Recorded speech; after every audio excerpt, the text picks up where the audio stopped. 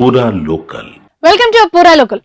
ఇటీవల కొంతకాలంగా బీఆర్ఎస్ పార్టీలో అంతర్గత విభేదాలు తలెత్తుతున్న విషయం రాష్ట్ర రాజకీయ వర్గాల్లో జోరుగా ప్రచారం జరిగింది. అయితే ఈ విభేదాల గురించి అటు పార్టీ అధిష్టానం కానీ ఇటు పార్టీ సీనియర్ నేతలు కానీ ఎవ్వరూ మాట్లాడడం లేదు. కానీ పార్టీలో ఏదో జరుగుతుందని ప్రత్యర్థి పార్టీలకు ఓ క్లారిటీ మాత్రం ఉంది. ఈ నేపథ్యంలో పార్టీ వర్కింగ్ ప్రెసిడెంట్ కేటీఆర్ కవితకు ఓ షాక్ ఇచ్చారు. పార్టీకి అనుబంధంగా కొనసాగే టీబీజీకేఎస్ ఇన్ఛార్జ్ గా మాజీ మంత్రి కొప్పుల ఈశ్వర్ను నియమించారు. ప్రస్తుతం ఈ విషయం గులాబీ పార్టీతో పాటు రాజకీయ వర్గాల్లో చర్చకు దారితీస్తోంది.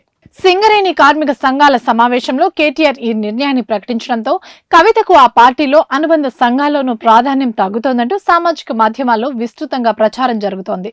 ఇదిలా ఉంటే ఇంకోవైపు కవిత తన తండ్రి కేసీఆర్ కు రాసిన లేఖ లీక్ అయిన విషయంలో పరోక్షంగా వర్కింగ్ ప్రెసిడెంట్ ను విమర్శిస్తూ కవిత సంచలన వ్యాఖ్యలు చేస్తూనే ఉన్నారు. అదే సమయంలో తెలంగాణ జాగృతి సంస్థను పటిష్టం చేయడంలో భాగంగా ఒక అడుగు ముందుకు వేసి సింగరేణి కార్మిక నాయకులను కలుపుకొని సింగరేణి జాగృతి పేరిట కమిటీలు కూడా వేశారని జాగృతి శ్రేణులు అభిప్రాయపడుతున్నాయి. అదే సమయంలో తెలంగాణ జాగృతి సంస్థను పటిష్టం చేయడంలో భాగంగా ఒక అడుగు ముందుకు వేసి సింగరేణి కార్మిక నాయకులను కలుపుకొని మరి సింగరేణి జాగృతి పేరిట కమిటీలు కూడా వేశారని జాగృతి శ్రేణులు అభిప్రాయపడుతున్నారు. అయితే కొప్పుల ఈశ్వర్ నియామకం సందర్భంగా ఇకపై టీబీజీకేఎస్ వెంట బీఆర్ఎస్ పార్టీ ఉంటుందని కేటీఆర్ హామీ కూడా ఇచ్చారు.